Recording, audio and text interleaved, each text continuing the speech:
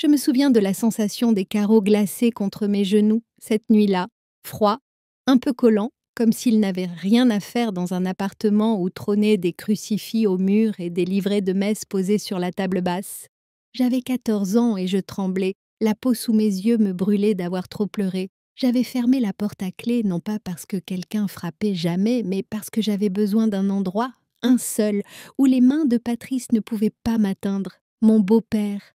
Mon silence. J'avais fait ce qu'on m'avait toujours dit de faire. J'avais parlé. J'avais cherché de l'aide auprès d'un homme d'église. Et il m'avait dit de prier plus fort. Je m'appelle Camille Perrin, et j'ai cessé de croire à la prière à 14 ans, pas parce que j'ai cessé de croire en Dieu, mais à cause de ce qui s'est passé quand j'ai enfin osé demander de l'aide. Quand j'ai dit l'indicible et qu'on m'a répondu non pas par un geste, un appel ou même une indignation, mais par un conseil tranquille. Comme si ma douleur était une épreuve à surmonter, comme si survivre dépendait seulement de ma foi. À l'époque, je croyais encore que l'Église était un lieu de vérité, que quelqu'un en soutane, une Bible dans la main, saurait quoi faire lorsqu'une gamine effrayée lui confierait qu'elle n'était pas en sécurité. Je ne savais pas encore que le silence le plus cruel pouvait venir de celui qui prononçait mon prénom comme une bénédiction. Ce que je vais raconter n'est pas une histoire de colère, c'est une histoire de reconnaissance, de mémoire, et d'une question qui a mis 20 ans à être entendue. C'est l'histoire de la nuit où j'ai cessé de demander de l'aide et commencé à apprendre à me souvenir. Patrice avait un sourire capable de réchauffer une pièce entière, un sourire franc, large, qui faisait que les dames de la paroisse se penchaient vers lui en riant, et que les hommes lui donnaient des tapes dans le dos. À la messe, c'était toujours lui qui restait pour empiler les chaises, qui apportait la brioche maison pour les cafés d'après-service, qui fermait les yeux pendant la prière avec une intensité presque théâtrale. Les anciens le trouvaient affiable. Les plus jeunes disaient qu'il était plutôt cool pour un beau-père. Mais derrière la porte de notre petit appartement en périphérie d'Avignon, il était tout autre chose. Et ce contraste m'a presque brisée. Je le regardais souvent dans les rangs, sa main posée sur l'épaule de ma mère comme une promesse. Il hochait la tête pendant l'homélie, parfois les larmes aux yeux. Il aimait raconter son passé difficile, dire comment Dieu l'avait sauvé, comment il n'aurait jamais cru mériter une seconde chance. Les fidèles l'écoutaient, émus. Il avait une voix grave, douce, qui remplissait la pièce, comme une incantation. On le croyait, presque malgré soi. À la maison, Patrice avait ses règles. On ne parlait pas sans y être invité. On ne posait pas de questions sur ses absences ou ses silences. Et surtout, on ne pleurait pas. Pleurer, c'était chercher l'attention, manipuler. C'est ce qu'il disait. Ma mère, elle, ne disait pas grand-chose. Elle ne le contredisait jamais. Elle ne l'approuvait pas non plus, pas vraiment. Elle regardait ailleurs, toujours un peu désolée, toujours un peu fatiguée. Elle chuchotait des choses comme « Il est juste tendu, ma chérie » ou « Essaie de ne pas le contrarier ». La première fois que je l'ai vu perdre son calme en public, c'était à la boulangerie. Une erreur sur le ticket. Il est devenu glacial en un instant. Sa voix a baissé d'un ton, précise, tranchante. La boulangère a blêmi, s'est excusée aussitôt. Puis, Patrice a ri, comme si tout cela n'était qu'un malentendu. Mais j'avais vu son visage pendant une seconde. J'avais vu ce masque tomber. Je le connaissais, ce regard. C'était le même que celui qu'il portait dans le couloir, devant ma porte. Il était prudent, malgré tout. Il ne criait pas, ne frappait pas. Il préférait les gestes discrets, les mots qui blessent sans laisser de traces. Mais la peur qu'il semait était bien réelle. Elle se lisait dans ma manière de respirer quand j'entendais ses pas dans l'escalier, dans la façon dont mon corps se tendait quand je sentais son parfum. Les nuits où il ne s'approchait pas étaient des bénédictions silencieuses. Et je priais. Je priais comme on m'avait appris, à genoux, avec un cœur docile. Patrice disait toujours que Dieu l'avait changé, mais j'ai compris très tôt que certains utilisent la foi comme camouflage. Et dans un coin tranquille du Vaucluse, personne ne veut croire qu'un homme qui lit les évangiles le matin peut claquer une porte si fort le soir que vos oreilles en bourdonnent. Ce qu'il y avait de pire, c'est sa gentillesse apparente. Il m'achetait des livres, des bracelets, me disait que je devenais jolie, comme si je devais être reconnaissante, comme si son attention était un privilège. J'avais 12 ans. Je ne savais pas encore nommer ce que je ressentais. Je savais juste que chaque sourire de sa part me donnait envie de fuir. On croit souvent que les monstres se cachent dans les ruelles sombres, mais parfois, ils sont assis juste à côté de vous, une Bible dans une main, et la confiance de votre mère dans l'autre. La première fois que c'est arrivé, je me suis dit que j'avais rêvé. Je m'étais endormie sur le canapé, un dimanche soir, devant un vieux film. Quand j'ai ouvert les yeux, la main de Patrice était posée sur ma cuisse. Pas comme un geste de père, non. Plus haut, trop haut. Il regardait toujours l'écran, ne m'a même pas regardé quand j'ai bougé. Il a juste retiré sa main, lentement, comme si de rien n'était. Mon cœur battait si fort que j'en avais mal aux tempes. Je n'ai pas crié, je n'ai même pas parlé. Je me suis levée, j'ai marché jusqu'à la salle de bain et je me suis assise sur le rebord de la baignoire. Je n'ai pas pleuré, je n'ai pas bougé. Je me suis contentée de fixer le sol en répétant dans ma tête que j'avais du mal comprendre. Le lendemain, j'ai osé lui en parler. Je ne sais pas d'où j'ai tiré ce courage. J'étais près de l'évier, je rinçais une hâte et j'ai murmuré quelque chose comme « Hier soir, tu m'as touchée en dormant. C'était bizarre. » Il s'est figé, m'a regardé avec ce regard glacé et m'a dit de ne pas inventer n'importe quoi, que j'avais sûrement rêvé, que j'avais une imagination trop vive. Puis il est sorti de la pièce. J'ai essayé de me convaincre qu'il avait raison. Peut-être que j'avais mal interprété, peut-être que j'étais trop sensible, mais ça s'est reproduit. Plusieurs fois, des gestes furtifs, une main qui frôle, un regard insistant, un commentaire sur mes formes qui changeaient. Je me suis mise à verrouiller ma porte la nuit, mais dans notre appartement, les serrures étaient de vieilles, pas fiables. Ma mère ne voyait rien, ou peut-être qu'elle ne voulait pas voir. Elle disait que j'étais distante, que j'exagérais. Elle me grondait quand je me raidissais sous les caresses de Patrice. J'ai vite compris qu'il ne servait à rien d'expliquer, ça ne ferait qu'empirer les choses. Alors j'ai commencé à écrire, dans un vieux carnet à spirale, les dates, les phrases qu'il disait, comment je me sentais. J'avais besoin que ça existe quelque part, même si personne ne le lisait. Je comptais les jours d'école comme une délivrance. Les vacances me faisaient peur. À l'école, je disparaissais dans la masse, silencieuse, invisible. Mais même là-bas, j'étais différente, fermée, sur la défensive. J'évitais les sorties, les fêtes, les copines trop curieuses. Je souriais moins, quelque chose en moi s'était fendu, et je n'arrivais pas à recoller les morceaux. Ce que je redoutais le plus, c'était de parler et de ne pas être crue. Patrice jouait trop bien son rôle, et moi, je n'étais qu'une fille qui fermait sa porte à clé. Dans notre village du Sud, l'église n'était pas juste un lieu de culte, c'était le cœur du quartier, là où on se croisait chaque semaine, là où les familles se jugeaient à leur tenue, à leur ponctualité, à la hauteur de leur chant. Chez nous, on n'allait pas à la messe, on y appartenait. Ma mère tenait à ce qu'on soit irréprochable. Les vêtements bien repassés, les chaussures cirées, le chignon serré. Le samedi soir, elle préparait tout. Elle chantait en rangeant des vieux cantiques au refrain doux. Quand j'étais petite, ça me rassurait. Mais en grandissant, ces chants me donnaient le vertige, comme si elle essayait de couvrir quelque chose. Patrice se donnait en spectacle. Il aidait à installer les bancs, parlait fort avec les anciens, félicitait les enfants. Il priait avec intensité, fermait les yeux, levait les mains. On aurait dit un homme sauvé. Les gens l'aimaient. Certains disaient même qu'il avait une vocation. Moi, j'apprenais à jouer un rôle. Pendant les sermons, il posait parfois sa main sur mon épaule, trop longtemps. Une fois, il a glissé une mèche de cheveux derrière mon oreille pendant la communion. J'avais envie de hurler, mais tout le monde souriait autour de moi. Personne ne voyait. Aux réunions de jeunes, on nous parlait de pureté, de pudeur, de chasteté. On nous disait que c'était à nous, les filles, de ne pas tenter les garçons. J'écoutais, la gorge nouée, et je me demandais pourquoi personne ne parlait des hommes qui ne demandaient pas, de ceux qui n'attendaient rien, de ceux qu'on devait croiser tous les jours, même quand on disait non dans sa tête.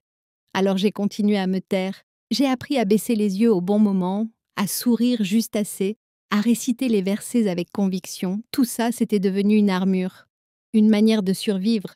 Ce qui me brisait, c'était de savoir que si je parlais, ce n'était pas seulement contre Patrice que je me dresserais, mais contre toute l'image que ma mère s'était construite, contre ce que notre communauté croyait, contre un Dieu qu'il disait si proche, mais qui, pour moi, restait sourd. Alors je restais sage. Je mettais ma robe du dimanche, et je cachais les bleus du samedi sous un silence que personne ne pensait à questionner. Quand le pasteur Mathieu est arrivé à notre paroisse, tout le monde a semblé retrouver espoir. Il était jeune, pas plus de 30 ans, élégant sans en faire trop. Il venait de Lyon, disait-on, et avait refusé un poste prestigieux pour revenir vers une mission plus humaine. Les femmes chuchotaient qu'il était brillant, les ados l'aimaient parce qu'il jouait de la guitare et savait parler comme eux. Mais moi, je les regardais autrement. J'y ai vu peut-être un refuge. Il avait une manière d'écouter qui donnait l'impression d'exister. Pendant les soirées jeunesse, il nous parlait de nos peurs, s'asseyait au sol pour être à notre hauteur, et disait que Jésus ne marchait pas qu'avec les forts, qu'il s'asseyait avec les oubliés. C'était beau, c'était juste, et une petite voix en moi s'est mise à croire peut-être qu'il m'écouterait. J'ai attendu plusieurs semaines, je l'ai observé, je voulais être sûre. Un soir, un garçon a confié que son père le frappait parfois. Le pasteur l'a pris dans ses bras devant tout le monde. Sans honte, sans détourner les yeux, ce moment s'est gravé en moi comme une promesse. Alors j'ai commencé à rester après les réunions, à ranger les chaises. Je ne disais pas grand-chose, mais je crois qu'il avait remarqué mon silence. Un soir, il m'a demandé si tout allait bien chez moi. J'ai dit oui, comme toujours, mais cette fois, j'ai eu envie de dire non. Je me suis promis que je lui dirais, que je parlerais, que je trouverais les mots. Je dirais que je ne me sentais pas en sécurité, que mon beau-père faisait des choses qu'il ne devrait pas.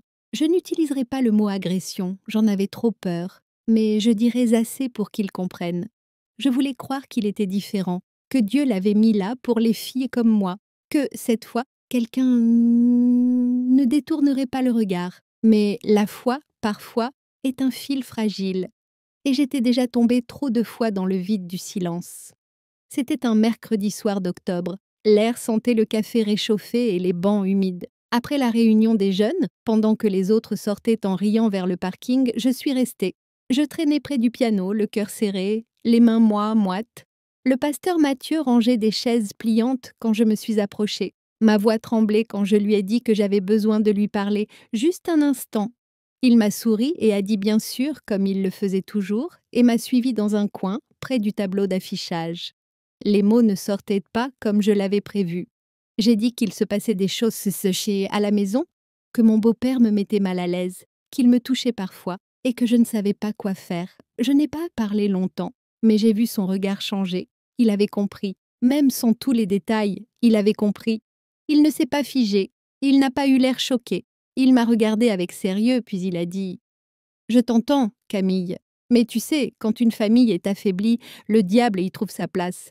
C'est dans ces moments-là qu'il agit. Tu dois prier plus fort, te soumettre à Dieu, lui faire confiance. » Je suis restée là, incapable de répondre.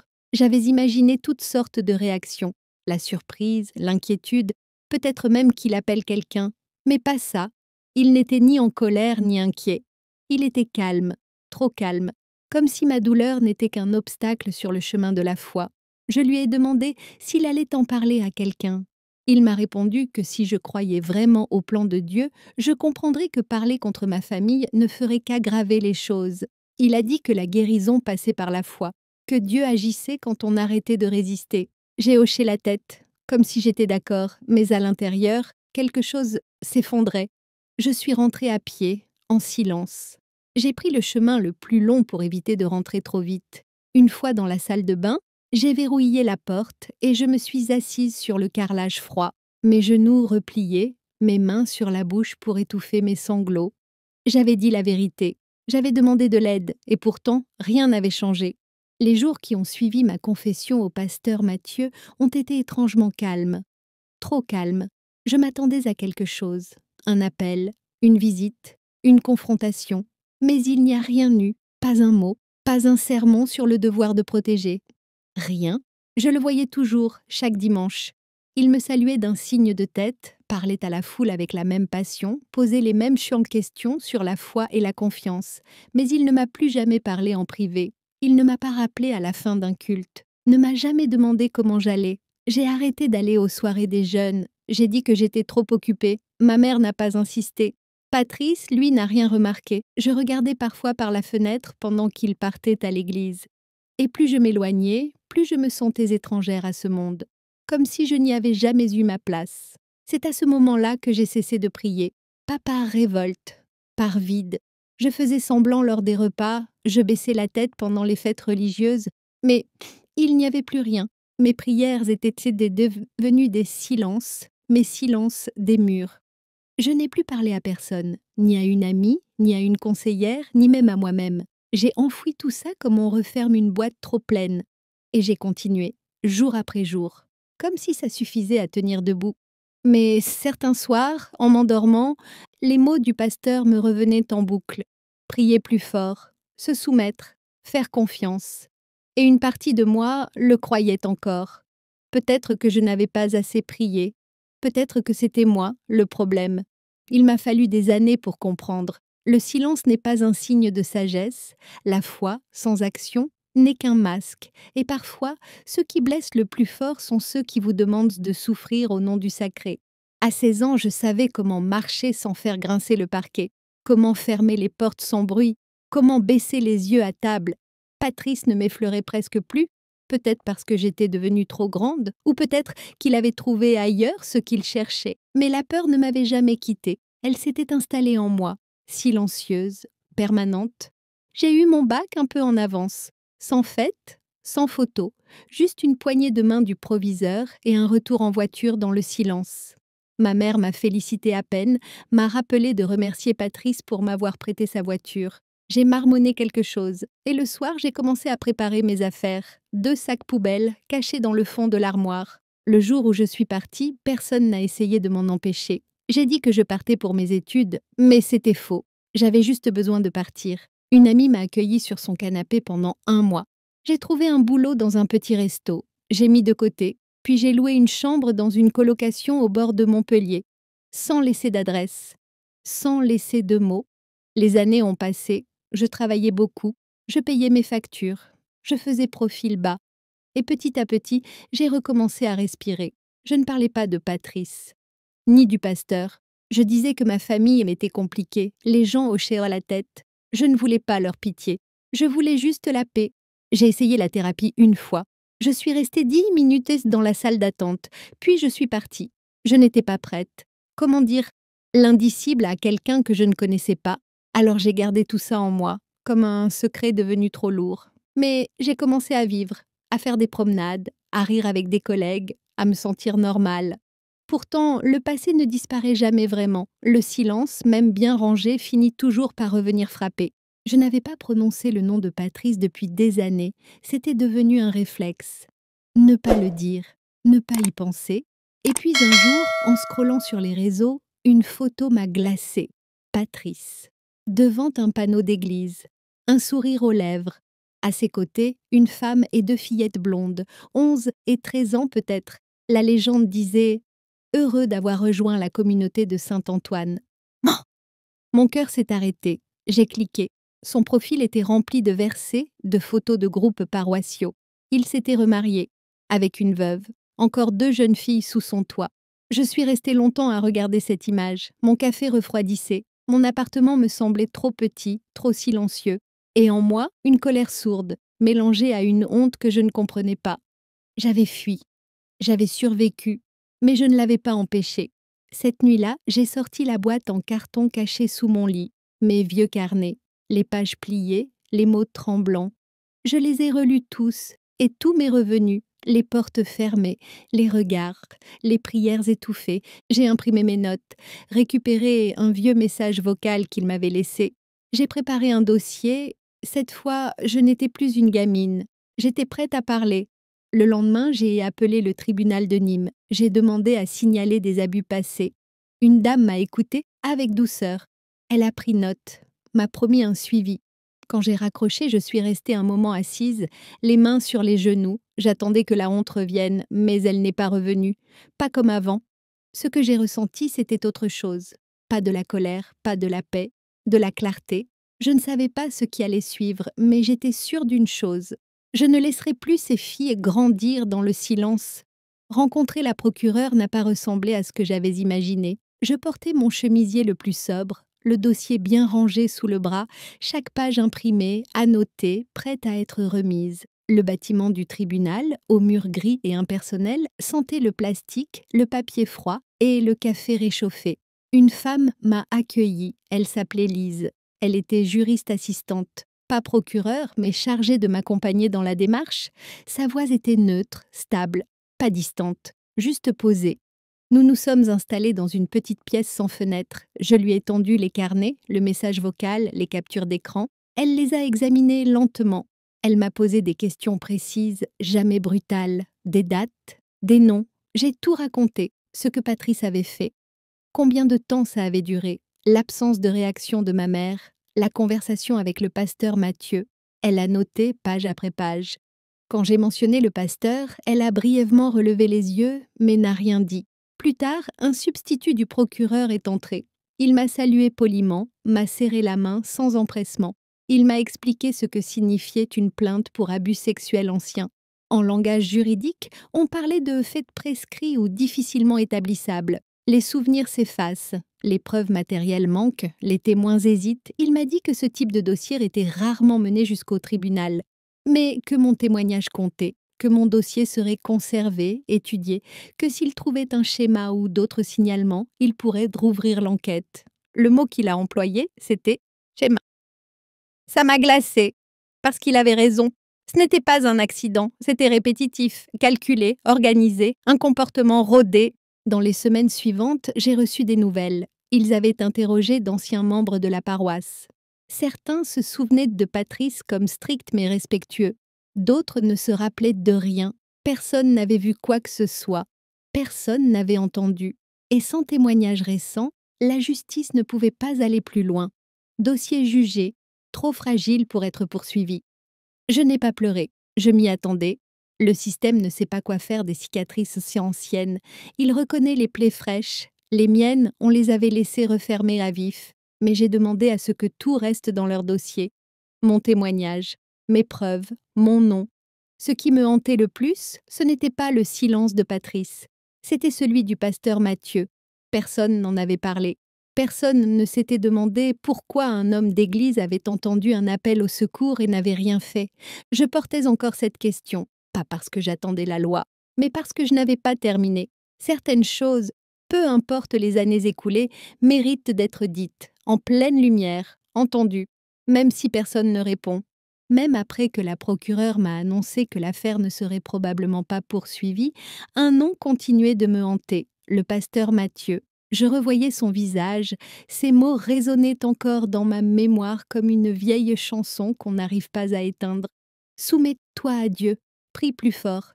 Je revivais encore et encore le moment où j'avais parlé et où il avait choisi de ne rien faire. J'ai commencé à chercher son nom sur Internet. Ça n'a pas pris longtemps. Il apparaissait sur les sites d'une grande église évangélique près de Toulouse, une église moderne, active sur les réseaux sociaux. Avec des vidéos bien montées, des messages inspirants, il avait publié un recueil de prières, était cité dans des articles de presse locale. Sur les photos, il n'avait presque pas changé, le même sourire impeccable, le même regard calme. Et puis je suis tombée sur une affiche. Il devait intervenir comme conférencier principal lors d'un rassemblement jeunesse à Béziers. Thème de la conférence, une foi solide face au monde. Je suis restée un long moment à fixer l'image. Je ne savais pas encore ce que je voulais faire. Mais je savais que je ne pouvais pas ignorer ça.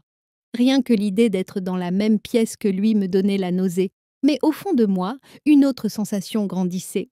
Ce n'était pas de la haine, pas de la vengeance, c'était une urgence plus ancienne, le besoin d'être vu, le besoin de poser, sans trembler, les mots que j'avais dû avaler à 14 ans. Je ne cherchais plus à être crue.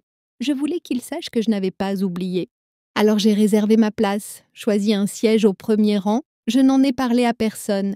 Ce moment n'était pas pour les autres. Il n'était pas pour la justice. Il était pour moi. J'ai emporté mes carnets, une copie du dépôt de plainte. Je ne savais pas si je m'en servirais, mais j'en avais besoin, comme une preuve, comme une armure. Je n'étais plus une enfant effrayée. J'étais une femme, et je n'avais plus peur de ce que j'avais vécu. Ce jour-là, en me regardant dans le miroir avant de partir, je me suis dit tout bas, « Tu ne lui dois plus ton silence ». Le rassemblement avait lieu dans un ancien théâtre rénové, odeur de peinture fraîche et de moquettes neuves. Partout, des pancartes colorées avec des slogans d'espoir, de foi, de renouveau. Les jeunes portaient des t-shirts imprimés. On distribuait des livrets à l'entrée. La musique vibrait dans les murs. Et moi, je marchais à travers cette foule comme un fantôme. Je suis arrivée tôt. J'ai choisi ma place. Premier rang, au centre. Je n'ai pas tourné la tête. Je ne voulais pas voir les sourires, les accolades, les regards brillants. J'ai regardé droit devant moi et j'ai attendu. Il est monté sur scène dans une salve d'applaudissements. Il a remercié l'équipe d'organisation, félicité les jeunes pour leur engagement, lancé une blague sur la longueur des prêches et le café tiède.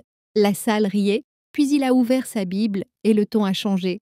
Il parlait bien, il parlait toujours bien, sur la foi, sur le courage dans l'épreuve, sur l'importance de ne pas détourner les yeux devant la souffrance. Et une partie de moi avait envie de rire, ou de hurler.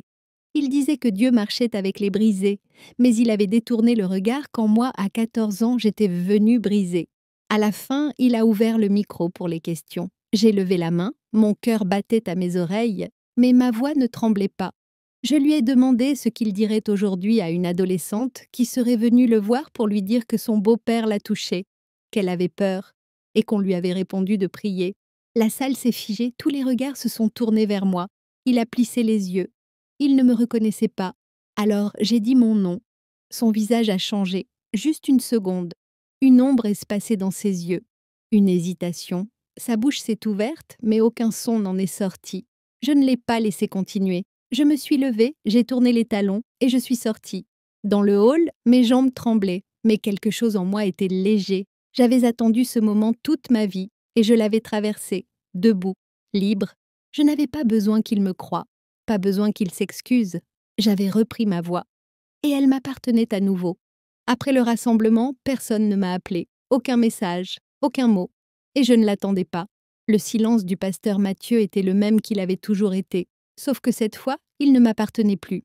J'ai souvent repensé à ce moment dans la salle, à son visage, à sa gorge sèche, à ce court instant où il n'a plus su quoi dire. Et j'ai su qu'il se souvenait, pas de tout, mais de l'essentiel. Il savait, et il avait espéré que je resterais loin. Mais je ne suis pas restée loin. Je suis revenue, pas pour le punir, pas pour le détruire, pour poser une question simple et implacable. On parle beaucoup de justice comme d'un tribunal, un verdict, des preuves. Mais parfois, la justice, c'est une vérité qu'on n'arrive plus à enterrer, une phrase qui dérange, une voix qu'on ne peut plus ignorer. Ma question n'était pas une revanche, c'était une lumière allumée dans un couloir que trop de gens avaient laissé sombre. Une question pour tous ceux qui avaient demandé à des enfants de se taire au nom de la paix, de la foi, de la réputation. Que dirais-tu maintenant, Mathieu? Maintenant que je ne suis plus une enfant, maintenant que tu ne peux plus faire comme si tu ne savais pas. Je ne voulais pas qu'il tombe. Je voulais qu'il entende, que quelqu'un quelque part entende enfin. Et j'espère que dans cette salle, ce jour-là, d'autres ont compris qu'un silence peut devenir insoutenable et que parfois, poser une question suffit à faire trembler les murs du mensonge. Je n'avais plus besoin qu'on me valide, j'avais besoin d'espace. Et ce jour-là, je l'ai pris. Après le rassemblement, la vie a repris son cours. Je suis retournée au travail, j'ai fait mes courses, lavé mon linge. La ville n'a pas changé, le ciel ne s'est pas ouvert, personne ne m'a reconnue dans la rue. Il n'y a pas eu de vague, aucune révélation publique, aucun tremblement de terre, juste un retour à la normalité avec une différence presque imperceptible. Quelque chose en moi s'était enfin posé. Je crois qu'on s'imagine souvent la guérison comme un événement, une lumière soudaine, un moment de grâce où tout s'efface. Mais pour moi, elle est arrivée comme un souffle, discret, lent. Elle s'est glissée dans ma façon de marcher, dans ma manière de ne plus détourner les yeux, dans le simple fait de ne plus avoir peur des silences. Le pasteur Mathieu ne m'a jamais contacté, et je ne l'attendais pas. Je n'avais pas besoin d'excuses. Ce que j'avais pris ce jour-là, je l'avais pris pour moi seule. Ce n'était pas la justice avec un grand G, c'était quelque chose de plus intime, une affirmation, un refus. Je garde encore mes carnets, pas comme des preuves, mais comme des repères. Ils me rappellent que je n'ai jamais été folle, ni menteuse, ni seule. Même quand tout autour de moi disait le contraire, j'ai choisi de survivre. Et ça, c'est une victoire que personne ne pourra jamais m'enlever. Je pense parfois à Patrice. Pas souvent, mais assez pour me demander s'il regarde par-dessus son épaule. S'il sent cette peur sourde que quelqu'un, quelque part, sait, que quelqu'un n'a pas oublié. Je me demande si sa nouvelle femme s'interroge, si ses belles filles ferment leur porte à clé. Et je pense à ma mère, à ses chants murmurés dans la cuisine, à son regard évitant. Je n'attends plus rien d'elle, ni aveu, ni changement. J'ai arrêté de tendre la main vers ceux qui se sont détournés. Ils peuvent très bas rester dans leur silence. Moi, j'ai trouvé ma voie. Ce qui me revient le plus souvent, c'est ce moment figé dans l'auditorium, quand il m'a reconnu, quand son visage a perdu sa superbe. Ce n'était pas une vengeance, c'était de la clarté, une vérité que j'avais portée trop longtemps et que j'avais enfin déposée. Parfois, la justice n'est pas un jugement, ce n'est pas un procureur, ni une cellule. Parfois, c'est une voix qui se lève et qui dit « Je me souviens ». Parfois, c'est une question posée devant tous et à laquelle on ne peut plus répondre. Que dirais-tu maintenant?